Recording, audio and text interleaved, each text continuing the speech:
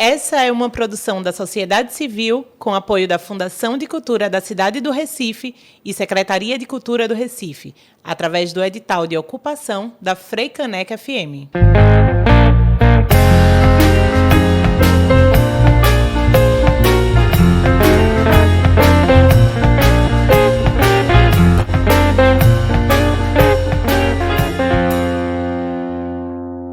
Olá, meu povo! Olha a gente aqui de novo com o programa mais amado do Brasil. E se não for, vai ser. Eu sou Surama Negromonte, uma mulher preta de 1,60 m, com os cabelos curtos, cacheados, com uma mecha branca no cabelo. Atuo como jornalista, fotógrafa e produtora cultural. E junto com Ilana, apresentaremos hoje o programa Ser Mulher. E aí, Ilana, cadê tu? Cheguei, hein? Cheguei. Oi, minha gente, tudo bem? Como Surama bem disse, eu sou Ilana, mãe de Inácio, produtora audiovisual e uma curiosa nata, mulher negra, gorda, de 1,70 m, cabelos cacheados e óculos. Ilana, eu não sei você, mas eu nem sei como é que eu vou lidar com o tema escolhido para o programa de hoje, viu? Porque ao mesmo tempo que é super importante a gente conversar sobre isso, eu vou visitar várias feridas de vários lugares que estão ainda muito abertos. É verdade, Su, mas também é importante a gente revisitar mesmo esses lugares, até pra gente ter uma melhor compreensão do porquê que nos sentimos dessa forma, tu não acha não? Sim, com certeza. E ainda bem, né, que vamos debater isso aqui juntas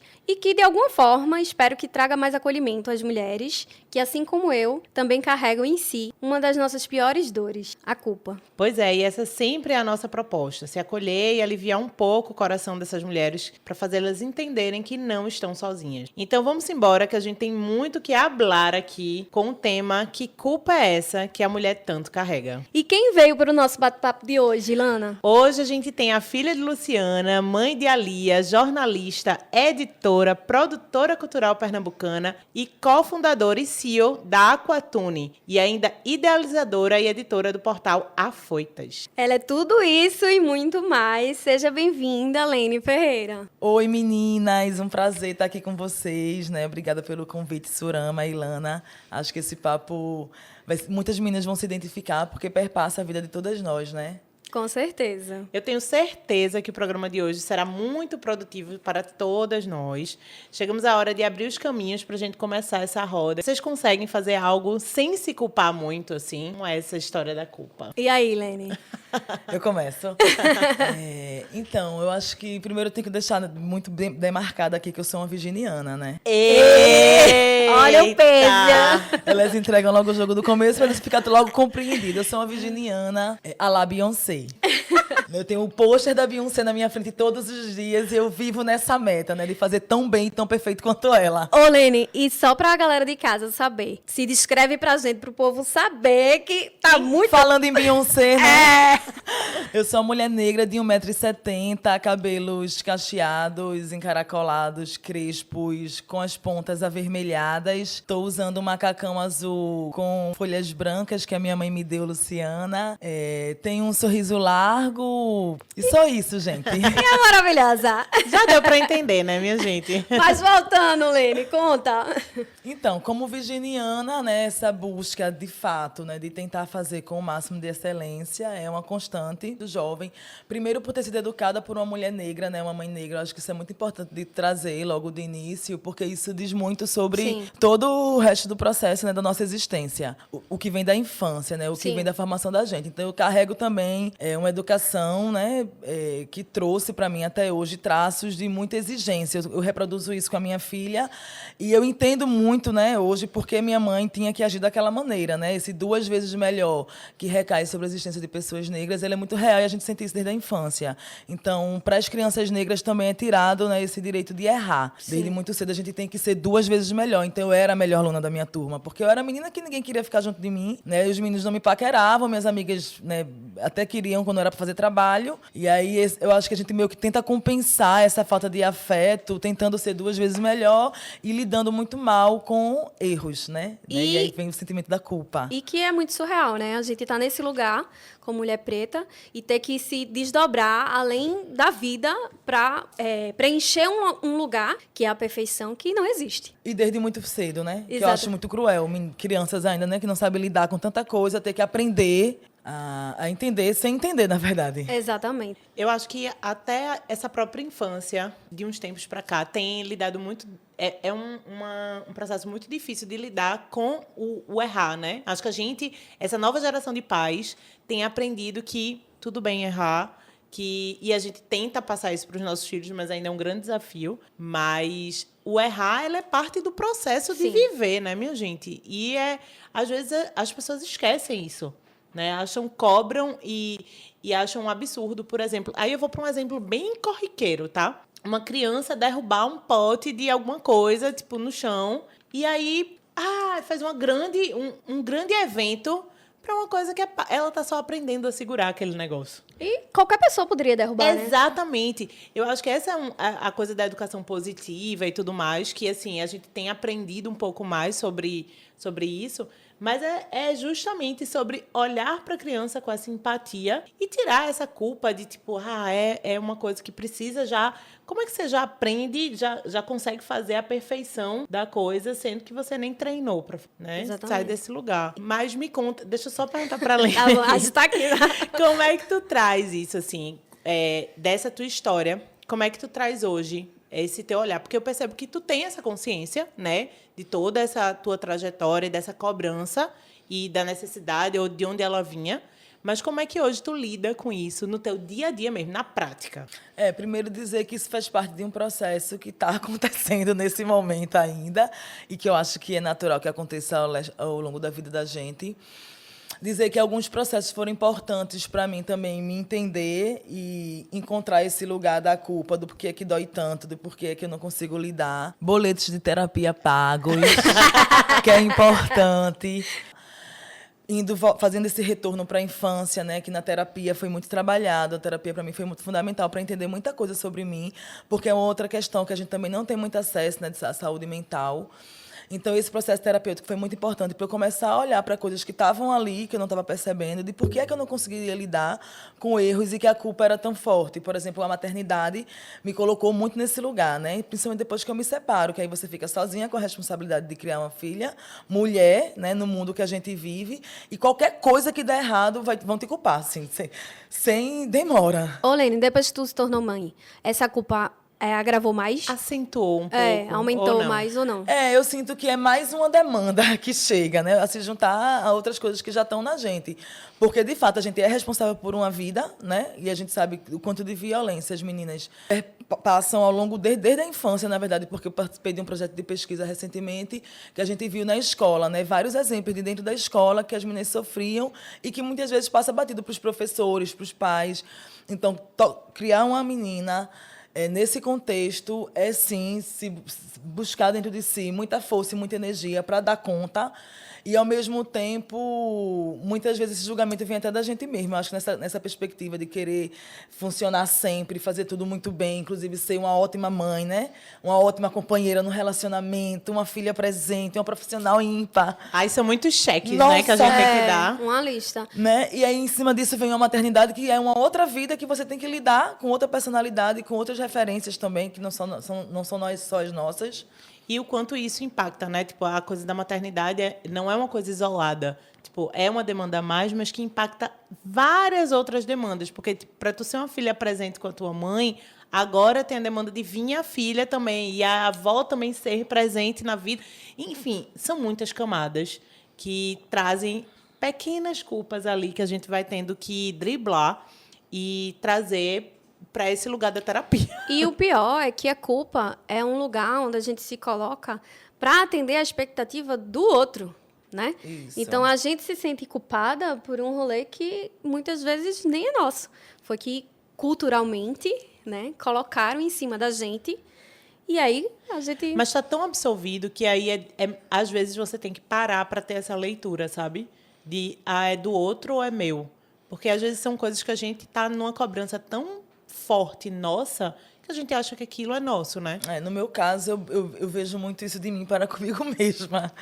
De buscar esse último álbum de Beyoncé agora, ela fala sobre isso, né? De que ela tentou produzir fora desse lugar da perfeição. Apenas sentir as coisas, né? De forma mais orgânica e se preocupar muito, muito menos com o método, enfim.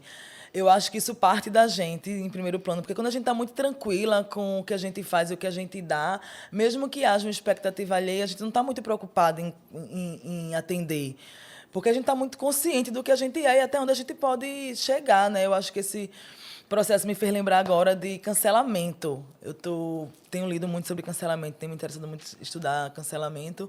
E você vê isso também, né? Das pessoas sendo canceladas porque não atenderam a expectativa de um público, de determinada pessoa. E aí lidar com isso, né? Às vezes nem sempre consegue lidar e adoece, né? Sim. E se isola. Enfim, vários casos estão acontecendo aí.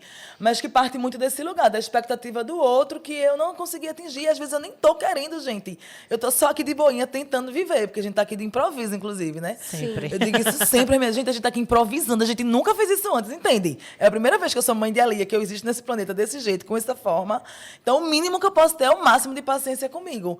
Mas, na prática, nem sempre é assim. Não é bem assim, E aí, quando né? elas estão se morrendo de culpa, chorando, sofrendo. E tu falou uma coisa muito massa, que é assim, a culpa às vezes tira a gente do sentir, né? Trava a gente num lugar de eu preciso acertar, eu não posso decepcionar, eu não posso... E aí tira essa espontaneidade que é tão necessária para a gente fazer, minha gente, as coisas legais da vida, né? Produzir com mais leveza, enfim, fazer o que é mais o que a gente se propõe.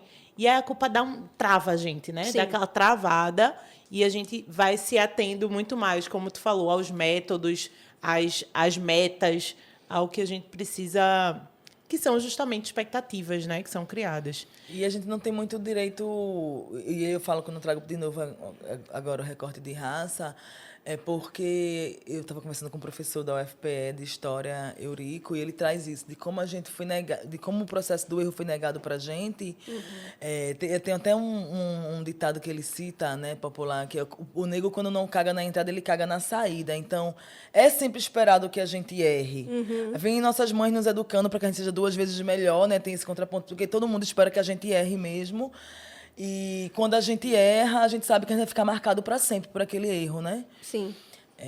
E aí é difícil também lidar com as consequências. Então, é entendível também porque a gente não quer errar. Porque nem todo mundo vai lá segurar a nossa mão. Sim. Né, dizer, tudo bem, você errou e tá tranquila, né? Respira e segue. E nesse recorte de raça, a coisa fica ainda pior, né? Porque a maioria, hoje mesmo eu vi um post muito... que é exatamente isso, sobre a história de você roubar um leite em pó e você fazer coisas muito piores, assim, a galera somatiza muito mais erros de pessoas pretas e coloca em foco muito mais os erros do que de pessoas brancas. Isso aí é fato. A gente vai falar mais sobre isso, porque é muito importante. Eu tenho uma consideraçãozinha para trazer, mas a gente agora vai dar uma pausazinha por aqui, tomar uma aguinha, vocês aí de casa também tomem, e já, naquele esquema bem rapidinho, a gente está de volta.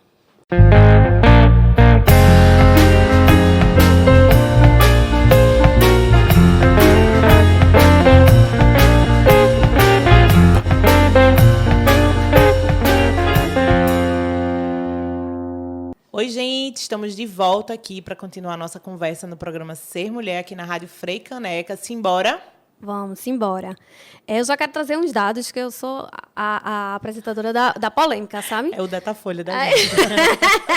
Eu sempre trago umas bombinhas e não seria diferente. Então, vamos lá. 96% das mulheres se sentem culpadas pelo menos uma vez por dia. E metade delas por mais de 4 vezes diariamente. Outra descoberta da pesquisa foi que 75% das mulheres sofrem mais culpa depois que se tornam mães. Minha gente, vocês ouviram certo, viu? É 96%. Vocês têm noção? É surreal mesmo. E saber que o pior disso tudo é que a gente nem se surpreende tanto com esses números. Porque só a gente sabe o que é ser mulher dentro de um país que nos culpabiliza de absolutamente tudo diariamente.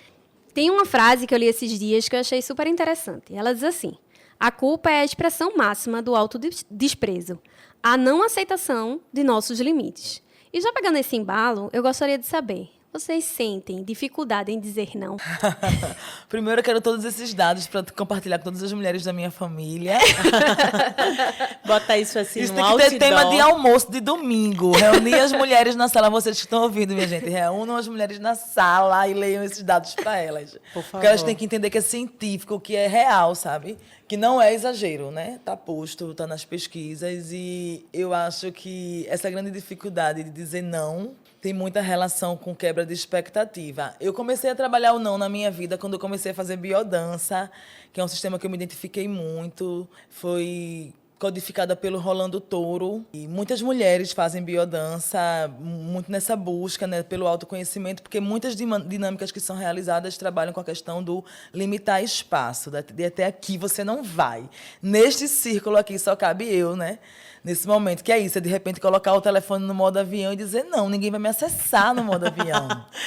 Sim, então Quem aí. vai? Eu vou passar o fim de semana inteiro e vocês não vão ter respostas de mim, imediatistas, pelo WhatsApp, né? Pode mandar no Instagram, pode mandar por e-mail, mas esse momento é meu. E aí, pra mim, na minha vida, eu tô chegando aos 40, né, gente? Então eu comecei a trabalhar muita culpa a partir dos 27, 28, foi quando eu fui vendo isso muito real na minha vida, né? E o efeito que trazia sobre mim.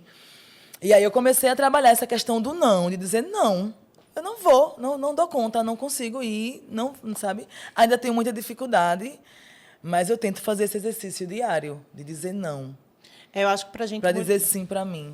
Boa, boa. Muitos sim para Eu mim. acho que pra gente mulher é ainda mais difícil, né? A gente veio de um episódio agora que a gente falava sobre saúde mental e Da sobre mulher. limite e tudo mais. E aí a gente vê como isso é recorrente, né? Como a gente tem uma dificuldade de dizer não e como isso passa desapercebido também. Eu acho que tem muita relação também com a necessidade de ser amada, assim, sabe? Que é um pouco que eu falei Aceitar, antes. né? É como se a gente... Codependência fala muito sobre isso. Eu tô começando a ler um livro sobre codependência. Traz muito isso, assim. Esse sim demais, né? Essa disponibilidade, essa coisa de estar sempre fazendo, estando à disposição. É muito uma carência também da gente, né? Talvez de receber a mesma coisa que não vai. Ninguém vai dar na mesma medida. Mas eu acho que também tem uma raiz na insegurança e na falta de amor próprio. Eu acho também que tem muito a ver com essa coisa da autoafirmação e do reconhecimento, né? Porque a gente passa o tempo todo a vida tentando se autoafirmar só por ser mulher, né? E ser reconhecida dentro desse local. Porque a gente é mulher e aí a gente precisa... E a gente não é reconhecida. Exatamente. Não, e às vezes você faz tudo certo, assim. E Você não é reconhecida igual. Você é competente, mas se você não diz aquele sim, acabou. Tudo que você fez dali pra trás, acabou. Eu queria até aproveitar para a gente voltar na pergunta do bloco anterior, que a gente iniciou o assunto, e falar sobre isso, sobre esse lugar que a gente se coloca, né, do erro. Que a gente se coloca, não, que a sociedade coloca, né, que a mulher não tem o direito, né, de errar. E é muito interessante, porque quando o homem erra, ele é perdoado pela sociedade. Dependendo do homem, né? Não, mas calma.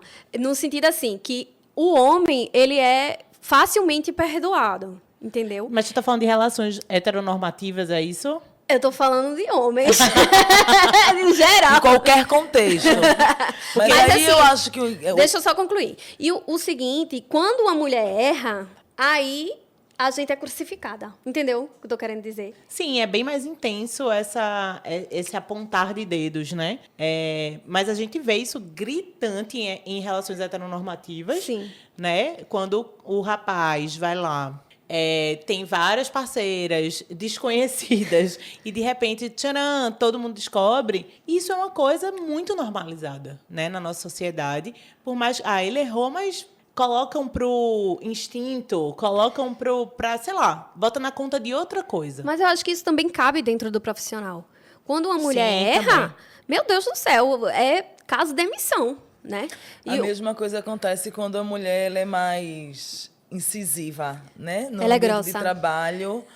O cara pode fazer aquele figurão Aquela linha, chato, né? patrãozão, e todo mundo paga o maior pau. Mas quando é uma mulher, ela é chata, ela é uma histérica, né? Ela é uma nervosa. Ela é Mal amada. Acho que mal amada é o que mais usam. Sim. Assim. Mal amada é muito... E o cara, ele ganha um status por isso até. Né? De inacessível, de isso, misterioso e tudo mais. E a Mas- gente de ganha boy, né? Ninguém tira onda com ele. Mas a gente também ganha, mulher, um status de louca. Então, eu acho que ninguém quer ganhar, Usualmente. Não é isso? Mas né? Não, é total. E aí vem essa história, por exemplo, um dos tópicos que a gente colocou aqui é tipo culpa versus responsabilidade. Porque muitas vezes a gente assume essas culpas que não são responsabilidades nossas e a gente bota na nossa conta, né? A gente assume esses BOs e aí é muita terapia para a gente entender o que é de quem. E para isso a gente precisa ganhar muito bem, porque haja terapia, viu, minha filha? E nem isso a gente tem, né? Então, e aí eu queria saber de tu, Lene, como é essa relação de entender hoje, né? Se tu tens essa visão, assim, de como é que tu lida com essas culpas que às vezes acontecem, mas que, isso aqui eu entendo que não é responsabilidade minha, que as pessoas precisam lidar com isso, e o que é meu, né? E como tu lida quando tu entende ali de quem é o quê. Na verdade, Helena, eu já vou engatar também aqui, porque aí tu responde tudo uma vez. Mas quando foi que tu teve esse despertar de entender que havia uma diferença entre essa imposição de culpa que não é sua, que é histórica, e colocar em você, e a partir do momento que você disse, não, isso aqui já não é mais minha responsabilidade? Foi com a minha separação, né? Minha separação foi um processo de muito complexo, porque eu tinha uma relação de muito apego com um homem negro, com quem eu construí uma história de vida, né, e material também. E eu me sentia muito responsável por ele, né, e por tudo, né, pela família. Eu achava que a minha separação ia representar o fim da minha família, porque todo mundo que estava ao meu redor também me repetia isso, né, que aquele homem era perfeito, como assim eu me separar, eu só tinha tudo dentro de casa que eu precisava, né, e as outras coisas que tinha a ver com o meu sentir, a minha relação com ele estava despercebida, porque na vida do casal, na intimidade, só quem vive é o casal.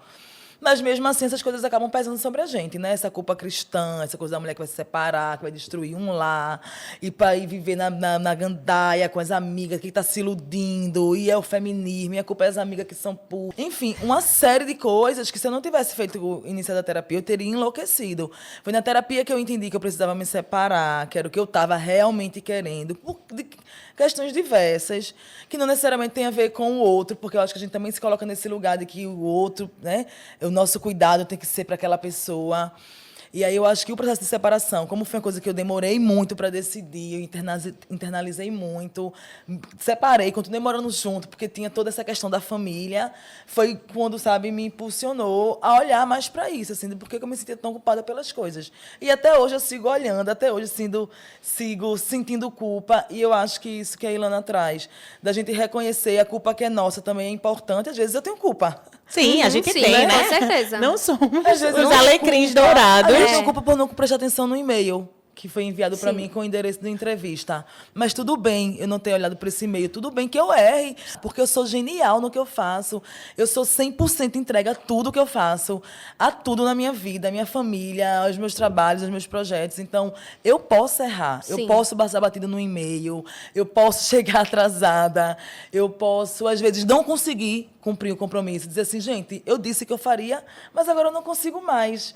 Sabe? E não sofrer a consequência disso de uma maneira que me faça sentir a pior pessoa do mundo, que eu acho que é o que a culpa faz, de colocar no chão. E você fica ali naquele lugar, né? Que a culpa não resolve nada no final das contas. Assim, você faz o quê com a culpa? Absolutamente nada. Exatamente. Mas é isso, tipo, que tipo de desdobramento eu tô dando pra esse sentimento, né? Exato. Eu tô no desdobramento de, galera, assumir o meu BO e dizer, é isso, foi Pedir mal, desculpas, desculpa. Exatamente. errei, erro. E aí, é isso, assim, é também a gente entender que não somos, como eu disse, não somos os alecrins dourados, que não vamos errar. Vamos sim, vamos errar muito. Inclusive, errar faz parte desse processo de viver. Mas qual é o desdobramento que a gente dá a esse sentimento, né? Exato. Como a gente leva isso para a gente que é mãe, para os nossos filhos? Eu acho que é um olhar também, assim, da gente entender como essas culpas da gente como pessoa, como mulher, e com a relação dos nossos filhos é uma coisa também que, assim, é um recorte que a gente precisa olhar, porque às vezes essa culpa materna acaba trazendo um peso para a maternidade totalmente desnecessário, porque essa culpa geralmente vem muito carregada de patriarcado. Sim.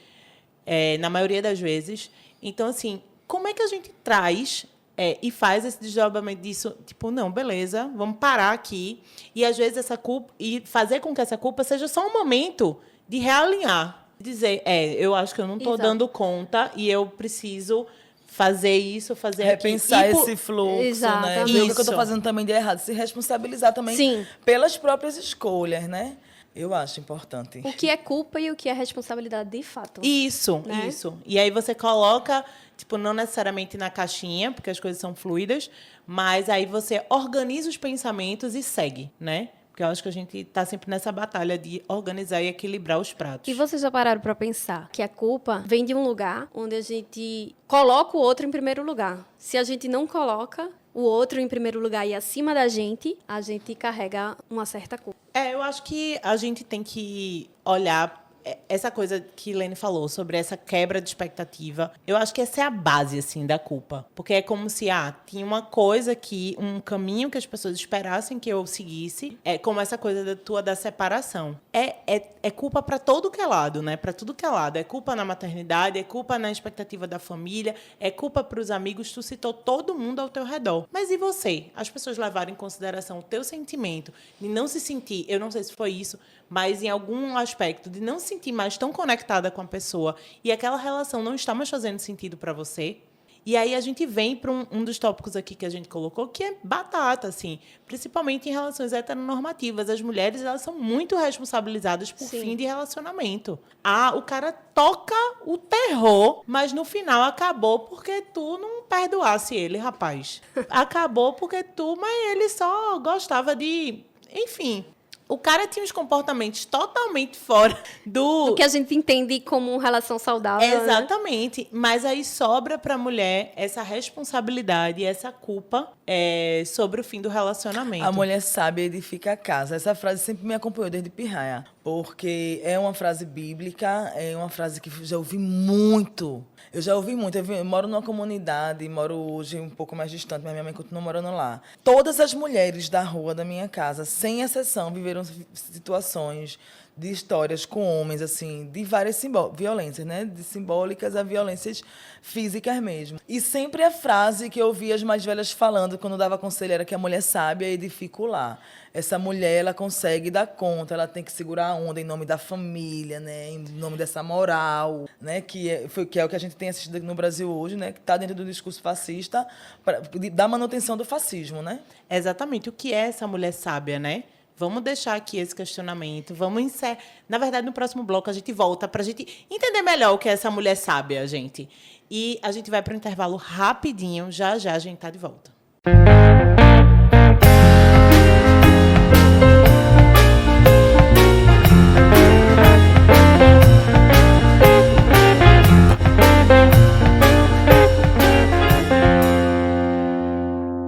Estamos de volta e já aqui para a gente entender o que é essa mulher sábia que Lene falou ali na frase, que a gente comentou no bloco anterior. Mas para tu, o que é essa mulher sábia, Lene? Para mim, a mulher sábia, dentro desse contexto da frase que eu citei, tem uma outra relação cristã que eu respeito muito. Tenho parte da minha família cristã, mas que para a minha vida eu trago com uma outra leitura, né? Eu acho que sabedoria é importante para a gente viver. Com certeza. E eu acho que essa mulher sábia, acima de tudo, ela se prioriza, ela se olha, ela se entende, ela se busca em tudo que ela faz, né? Ela vai estar sempre se escolhendo para, de algum modo, afastar cada vez mais essa culpa, né? Já que nosso tema macro hoje é culpa. Eu acho que essa mulher sábia, ela é importante sim, é a bruxona que vive dentro de nós, né? As mais velhas, as nossas ancestrais. Mas aí é uma outra leitura, um outro contexto, né? Exatamente. Eu acho que é essa mulher que a gente quer, essa sábia que a gente quer e que a gente busca ser, inclusive, é essa mulher que tem a malemolência de entender de quem é o quê, né? De colocar as coisas ali no lugar e dizer, velho, nessa confusão aqui eu não vou me meter, mas nessa aqui é minha, vem cá, vamos resolver, isso aqui é meu, isso aqui é seu, e vamos botar as coisas no lugar. Agora, isso é a nossa leitura e o que a gente busca.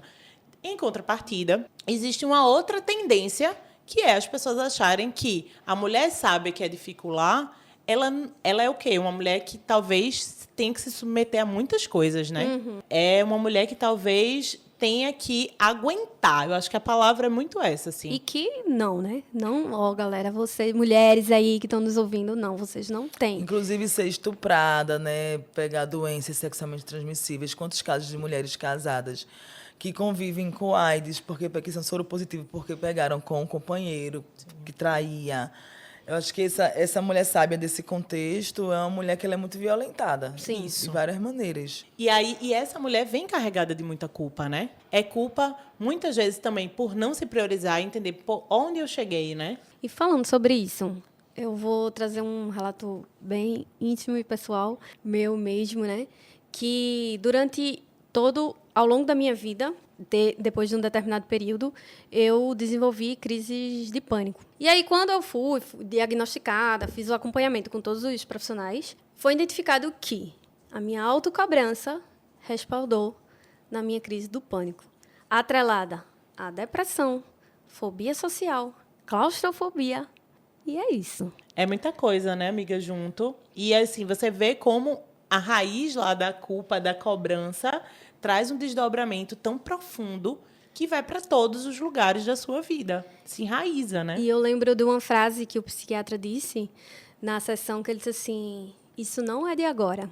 Isso é uma coisa que aconteceu ao longo da sua vida e só agora o seu corpo reagiu para tentar fazer você enxergar que esse caminho que você está escolhendo não é o melhor. Então, você vai precisar rever.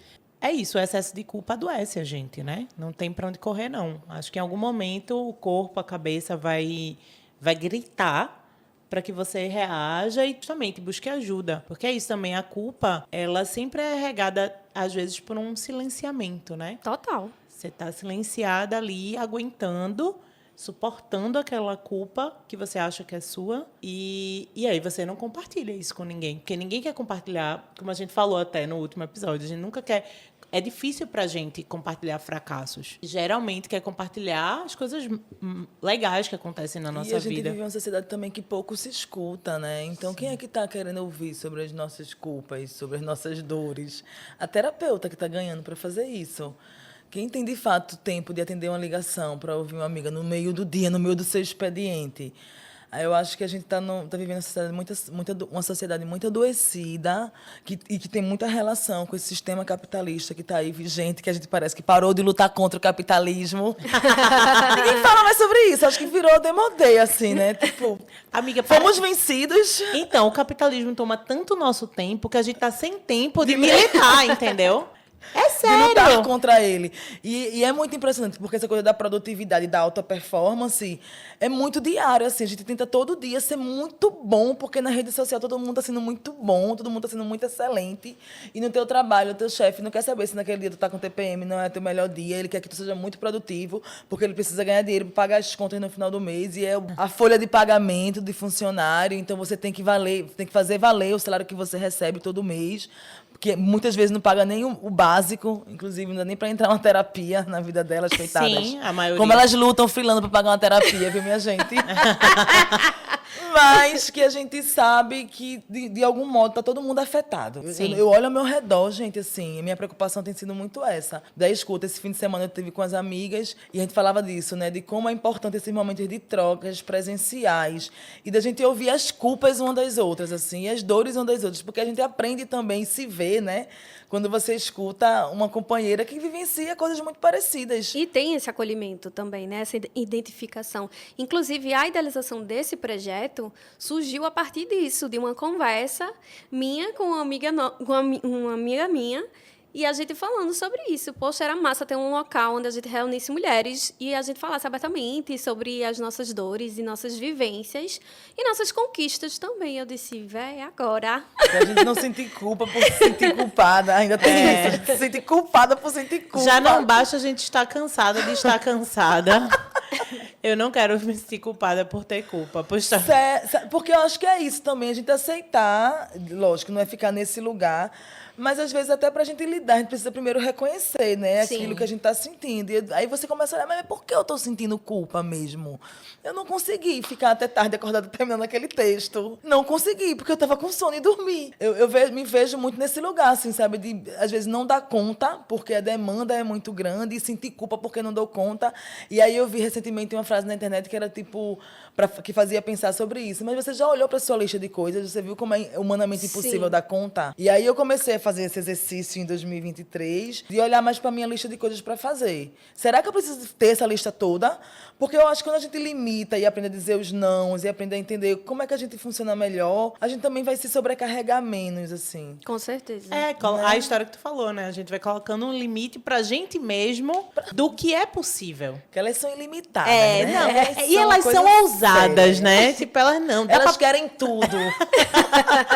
Só que a gente tem que entender que a gente pode ter tudo, mas um pouquinho de cada vez, né? É. Tipo, não adianta um negócio que é pra sexta-feira, tu já tá ansioso. Eu acho, pronto, uma coisa que eu queria trazer aqui. Acho que a culpa, ela é um pouco de ansiedade também. Eu acho que ela é total. É. Ansiedade. Ela traz uma ansiedade de uma coisa que às vezes nem tá para acontecer, mas eu já tô me sentindo culpada porque eu vou ter que fazer isso. Ou porque eu vou ter que agir de uma forma. Então, assim. E aí vira uma pré-ocupação.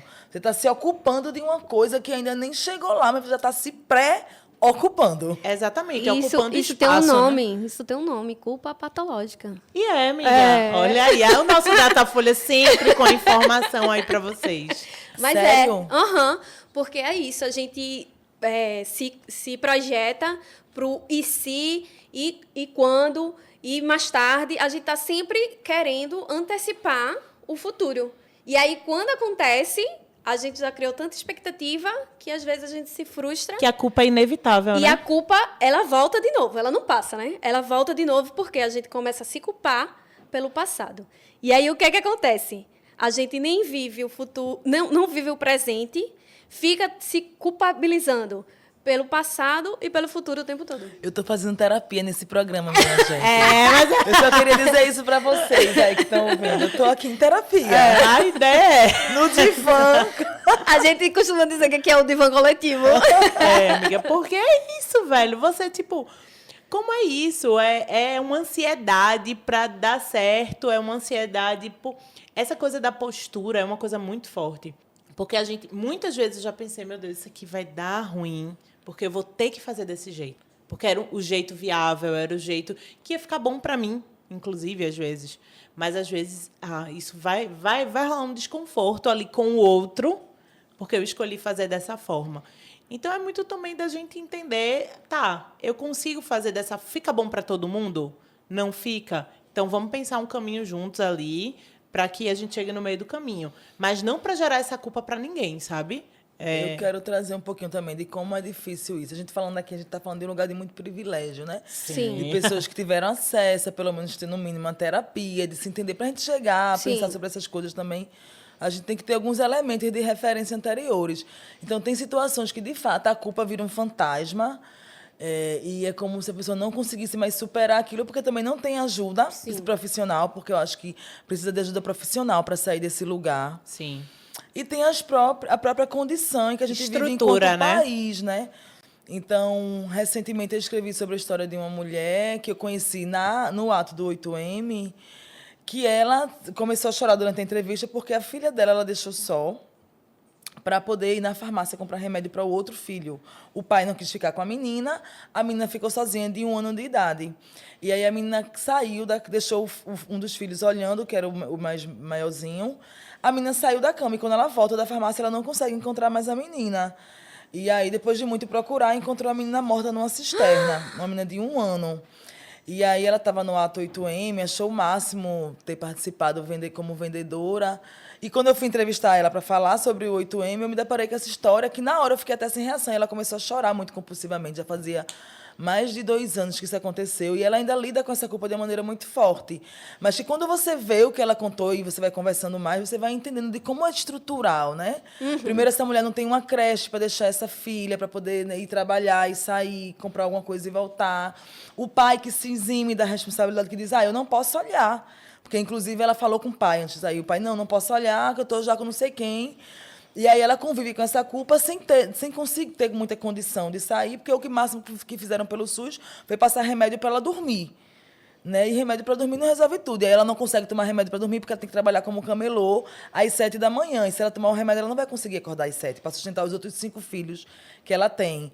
Então, a culpa, quando você fala, olhando para mulheres negras, faveladas, mulheres como a minha mãe, por exemplo, também, que vem de uma infância de muita violência, nem sempre você vai conseguir sair dela. E eu acho que é muito importante também esse debate, a gente pensar sobre isso, para também pensar de que forma a gente pode tornar acessível para mulheres que não têm condição, muitas vezes, né, de ter um acesso como esse. É uma terapia popular, a gente vive trocando, né, Sim. nos grupos, na internet. Tem um lugar aqui, outro ali. A gente sempre está atenta a essas mulheres que não conseguem sair desse lugar da culpa. E elas estão morrendo, assim, sabe, em vida. Pois é, eu acho que a democratização da saúde mental é urgente. É urgente, principalmente depois da pandemia.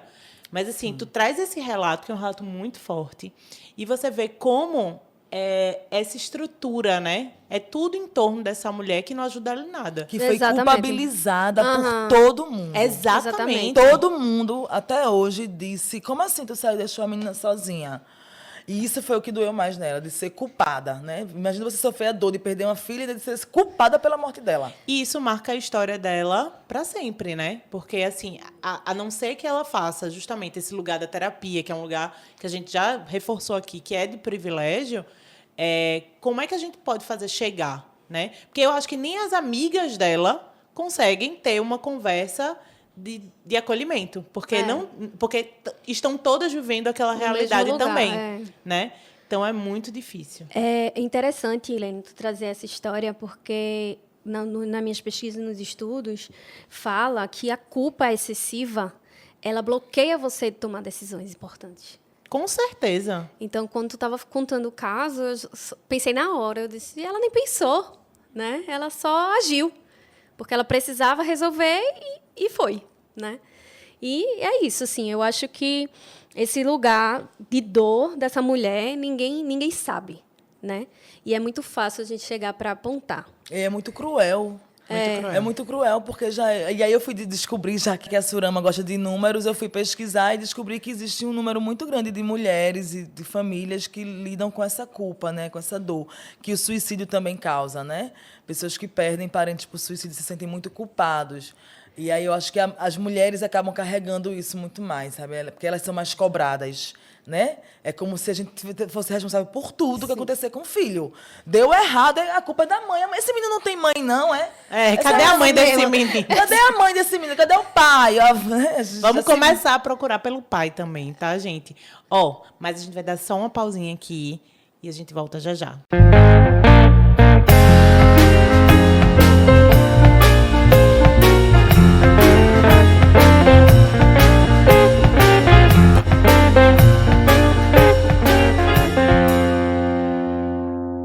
Estamos de volta mais uma vez aqui para iniciarmos o último bloco do programa de hoje. E calma, que ainda temos um bloco inteiro pela frente, aí ainda tem muito papo para acontecer. Meu povo. E agora a gente vai falar do lado mais leve de toda essa turbulência. Mas tem esse... Tem!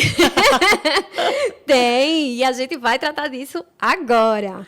Só para deixar claro, é óbvio que não estamos aqui romantizando, mas se a gente souber administrar um pouquinho aí essa culpa, vamos ver que é uma questão de recolocar as coisas de volta no seu devido lugar. Vocês sabiam que esse sentimento de culpa pode ser uma oportunidade da gente rever as nossas atitudes? Conta pra gente, Leni.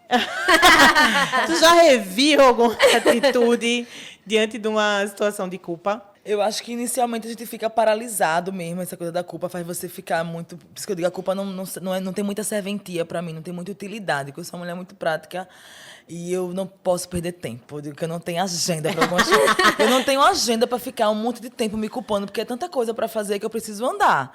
Eu não posso me dar o luxo de acordar de manhã e não conseguir resolver a minha vida, né? E não sair da cama, porque eu já estou muito culpada. Nossa, seria até bom que às vezes a gente pudesse fazer isso, Eu queria até usar um pouquinho.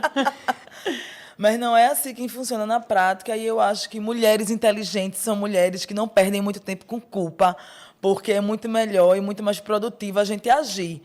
Se de fato a culpa for nossa, refletir sobre, talvez não seja um processo tão rápido, né? Não é do dia para a noite, inclusive entender essa culpa, porque muitas vezes a gente não quer aceitar que tem culpa, a gente Sim. acha que a gente está certa. Sim, ainda Mas tem ainda bem esse... que a gente nunca, nem sempre a gente tem razão, e aí perceber também desse lugar, eu acho que tem muito a ver com autoconhecimento, da gente se entender, né? E perceber que, de fato, a gente errou, a gente pisou na bola com alguém, inclusive ter a humildade de pedir desculpa, de reconhecer e, obviamente, mudar de postura. Eu acho que algumas culpas me ajudaram muito a não sentir culpa e tentar resolver, assim, sabe? Dizer, peraí, errei, deu errado mesmo, vou tentar reprogramar, fazer de outra maneira, pegar outro caminho. Eu sou filha de Exu, que é o orixá da comunicação, então, para mim, o diálogo ele é muito importante e até falar comigo mesma me ajuda muitas vezes.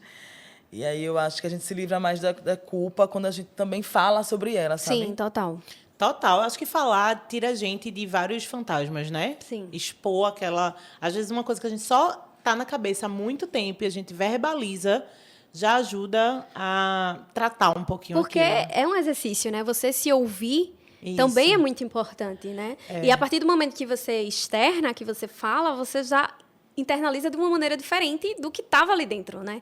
Então, a culpa também tem esse lado de trazer para a gente a possibilidade de, como Lene bem disse, rever esses caminhos, né? Rever as atitudes, rever nossa postura. Então, nos dá a oportunidade de errar, sim, e de rever esse lugar. E entender que a gente também não tem controle sobre as coisas. Porque, às vezes, até você sendo bem intencionado, você pode fazer Claro. mal para alguém sem querer, né? Sem ter programado. Eu acho que também tem a gente não falou sobre isso, mas eu queria trazer, que é essa coisa do controle sobre as coisas, né? Eita, é. A gente tem uma necessidade de controle. Eu tenho necessidade de controle muito grande sobre Ó a virginiana tudo. aí. A culpa, Elas a vão culpa logo se tá acusando. relacionada, né, a essa coisa do... Eu acho que tem muito a ver. A culpa com esse lugar do controle, né? E aí, quando dá errado, como assim deu errado? Como é que eu não consegui prever que isso aqui não ia funcionar? E aí eu tento ao máximo, e eu acho que também precisa ser um exercício da humanidade, de ser o mais honesto possível nas nossas relações, assim. Eu acho que a gente erra menos quando a gente reflete mais e se conhece mais. Sim. Então, eu acho que a culpa, às vezes, ela tem fundamento, sim. Às vezes, as pessoas são culpadas pelo que fizeram e precisam assumir isso. Eu acho mais grave ainda a pessoa ser culpada e não assumir que é culpada. Não, amiga, aí é o auge, né? É o auge. A gente tem que o quê? Pegar a pessoa sentar... Bicha, reconheça, a senhora errou, a senhora tá culpada, amiga. É o que a gente tá com as melhores amigas da gente, né? Amiga, eu digo, olha, minha filha, mas se tiver errada, tá errada, viu? Aquela passada de pano em público, mas no cantinho, meu amor. Bicha, sente aqui. Eu lembrei agora de uma vivência dentro da minha casa. A gente teve um choque cultural quando eu casei, assim. Porque o comportamento do meu marido em relação a algumas coisas era completamente diferente do comportamento que existia dentro da minha casa em relação a outras. Por exemplo, se quebrava uma coisa, geralmente, meu pai até hoje, ele é uma pessoa que se quebrar alguma coisa dentro de casa, tem que ter um culpado, tem que... porque quebrou, porque não cuida, o negócio tem 50 anos. Mas é porque não usa direito. Não. Sempre era um furdunço porque se quebrou alguma coisa. Tinha que ter um responsável. Tinha que ter um culpado, amiga. E aí, quando eu casei, a gente foi morar junto e tudo mais. E aí, quando quebrava alguma coisa, de repente eu me vi fazendo exatamente a mesma coisa. Reproduzindo. Mas assim, reproduzindo A com B mesmo. Valendo. Exatamente. E aí Lucas olhou assim pra mim, igual teu pai. E aquilo me deu uma culpa, porque eu não queria colocar ele nessa situação, porque eu não achava aquilo legal. E aí, quando você fala de culpa e reposicionar, hoje hoje não, já é um processo, né? Porque isso foi bem no comecinho do nosso relacionamento. Ainda é um desafio, mas eu, às vezes, me coloco muito nessa... Respira. Não, é só um copo que quebrou e tá tudo bem, sabe? Então, essa coisa, tipo, da gente observar, como tu falou, né? Eu acho que autoconhecimento é um privilégio massa que transforma a vida de quem tá ao redor da gente, não transforma só a nossa vida. Então, a gente começar a observar que tem culpas que são desnecessárias da gente carregar. às vezes, essa culpa, esse milindre, pode mudar o jeito que você se relaciona com as pessoas ao seu redor. Isso tá fazendo peso pra gente caminhar, né? Exatamente, E já tá conquistar outras pesado. coisas. Entender a imprevisibilidade também, que foi a coisa que a maternidade me trouxe. Eita, Você não controla outra pessoa. Você não É controla. outra personalidade. Você educou, mas desculpa, ela tem as vontades dela, o gosto dela. E aí isso foi muito tem sido de muito aprendizado pra mim a maternidade, de que eu não tenho controle, é imprevisível, ela vai sair da escola e se ela decidir que ela vai para outro lugar, ela vai. Eu posso instruir, eu posso dizer, eu posso conversar, olha, por aqui não vai ser legal, mas é a escolha da pessoa, passa por um lugar que é individual. E isso dentro dos relacionamentos também, você vê muitos embates nas relações, eu tenho, qualquer mulher tem, né? Muito desse lugar de não se respeitar, que o outro é diferente, que quer fazer de outra maneira, e aí culpa porque você está dando muito e não está recebendo, aí, né? Aí faz esse jogo de culpa, que é muito típico de relacionamentos abusivos, né? Por isso que é tão importante a gente reconhecer esse sentimento de culpa, né? E é engraçado, porque eu descobri que se a gente transformar em ação, a gente consegue ter uma amplitude maior do que de fato é culpa e o que não é, entendeu? Então, se a gente faz esse exercício, a gente consegue enxergar e entender que muitas das coisas que a gente se responsabiliza não vale a pena, assim, Não precisa, bicho, já tem tanto trabalho, tanta coisa pra fazer. Agora a Lene trouxe uma coisa que eu acho que é bem importante a gente falar, assim. Como esses relacionamentos tóxicos trazem pra gente a culpa como base, né? A pessoa que tá ali do outro lado, ela tá sempre fazendo você se sentir culpada. Então, tipo, liga um alerta aí. Porque ninguém é o tempo inteiro o alecrim dourado e você é o grande vilão. Isso é coisa de filme, minha gente. Então, assim, abrir o olho mesmo para entender que, tipo, esse tipo de relacionamento vai trazer muita culpa e muita dor para quem tá vivendo e entender que não é bem assim, tem alguma coisa errada nesse meio do caminho e que tá realmente te colocando, porque a culpa em excesso é isso, né? Traz essa ansiedade, traz você para um lugar de dor. E é muito importante também a gente entender o que é real e o que é criação, entendeu? Então, a culpa patológica que a gente conversou no bloco anterior fala muito sobre isso, de que a gente cria muito a culpa, entendeu? Ela não é nossa, mas a gente traz pra gente, entendeu? E eu acho que não permite. Desculpa, mas dentro desses relacionamentos tóxicos, você está enfraquecido e se sentindo sempre culpado.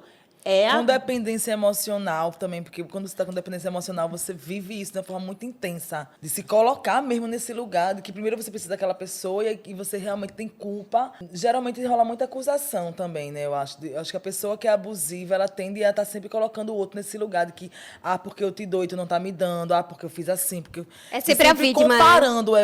Ela como a vítima e a outra pessoa como a culpada. E você começa assim, realmente, eu sou culpada, ele me ama tanto, ou ela faz tanto por mim, eu não tô retribuindo. Isso.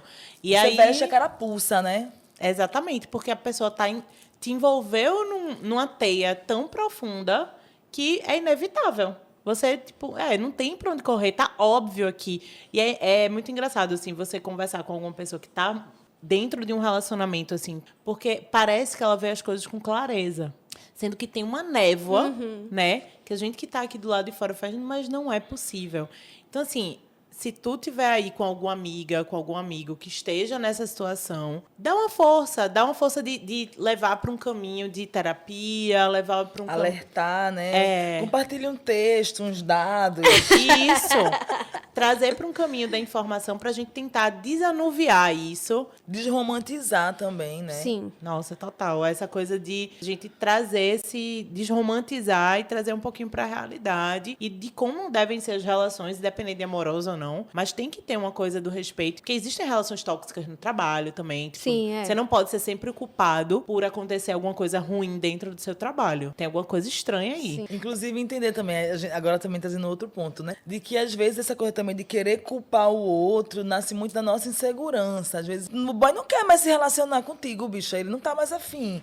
Aí tu quer fazer um texto pro cara na internet, e aí quer fazer isso em direta no story. Tipo, um clássico, aí quer né? criar uma culpa pra uma pessoa. Bicho, ele só não quer mais, bicha. Eu acho que é isso, assim. Ou de querer desumanizar outra pessoa, que é uma coisa também que me incomoda muito. Porque aí também a gente precisa também não desumanizar a outra pessoa que errou, que de fato é culpada, e a gente vai tratar como? Cancelando na internet, expondo publicamente, crucificando em praça pública, jogar pros leões. Eu acho que isso também diz muito da forma como a gente dá, a gente também acaba recebendo. E também dessa sede de você fica tão arretada, né? A vingança nunca é plena, minha gente. Mata a alma e envenena. Então, assim, essa sede da gente de descontar o que a gente tá vivendo, né? De fazer a pessoa sofrer ali um pouquinho do que eu também tô sofrendo. Usando a culpa, né? Exatamente. Eu vejo muito isso, assim, muito forte nas redes sociais. Nossa, total. E é prestar atenção. É muito difícil a gente ter. A gente tá falando aqui, né? De uma maneira muito. Nossa, gente, nada que a gente tá falando é sempre. Não sigam tudo que a gente tá falando, não. Não tudo que a gente acha, tá? Não me siga, eu também estou perdido. Então, assim, a gente tá falando de uma projeção de sentar e trabalhar o tema. Mas, na prática, essa consciência é muito difícil e muito desafiadora. Mas eu acho que é um exercício muito válido para a gente ter um pouquinho de paz no coração e não aperrear ninguém ao redor. É muito importante a gente reconhecer a intensidade dessa culpa, né? Para a gente se livrar desse... Sim, porque essa coisa que a gente aponta para o outro, como a Lene falou, traz umas consequências também para a gente, né? Tipo, esse desdobramento é violento para os dois lados, às vezes. Eu quero dizer que chegamos próximo ao fim, né, do nosso programa e agradecer a troca e toda a partilha de Lene nessa roda. Quais suas considerações finais sobre culpa, Lene, depois de hoje? Para quem está ouvindo a gente, que tem acesso, né, que consegue, de repente, reprogramar a vida a partir de uma outra perspectiva, porque tem mesmo uma estrutura social que permita, eu acho que é muito importante considerar a terapia, considerar não só a terapia do ponto de vista de psicóloga com o paciente ali, mas outros processos, né, que a arte também oferece. Processos terapêuticos. Processos terapêuticos, de modo geral, ajuda muita gente a se olhar e se reconhecer, a dança, a música, a pintura. Eu acho que a gente tomar posse do que a gente é muito importante para a gente crescer e lidar melhor com essas culpas que vão ser inevitáveis em um nível ou outro a gente vai acabar sentindo, mas sentir não significa não também dissentir, né? Sentir para a gente também botar para fora e também entender de que outros modos a gente pode viver bem, feliz, né? Praticar o bem viver, que eu acho que foi muito negado para as mulheres negras, mas para mulheres em geral, a gente sabe que desde muito pequena a gente lida com essa questão da culpa, da cobrança social. E quando a gente busca esse autoconhecimento, se olhar mais, a gente consegue entender que, na verdade, são circunstâncias da vida. Lene, errar e acertar. E para quem quiser te encontrar nas redes sociais, trocar uma ideia, acompanhar o teu trabalho e tudo que tu faz, como é que faz? @Lene Ferreira, com 2 N's. E com as sábias palavras aí de Lene, eu anuncio que estamos chegando ao fim, oficialmente ao fim do nosso programa. Lene, muito, muito, muito obrigada pela tua partilha, pela tua presença. Hoje foi um programa muito especial, eu acho, porque a gente trouxe casos assim muito particulares de cada um, aí sempre é bem rico a gente ouvir as vivências. E é isso. É isso, gente. Estamos indo, mas voltamos em breve. E quem quiser interagir mais com a gente, seguir a gente nas redes sociais, qual é o seu @ Surama? Surama.negromonte. E o meu é Ilana Costa _. A gente vai amar trocar uma ideia aí com vocês, se conhecer. Eu deixo aqui um beijo enorme e até o próximo programa. Tchau, tchau. Essa é uma produção da Sociedade Civil, com apoio da Fundação de Cultura da Cidade do Recife e Secretaria de Cultura do Recife, através do edital de ocupação da Freicaneca FM. O programa Ser Mulher é idealizado por Surama Negromonte. Direção e roteiro. Surama Negromonte. Produção geral. Carol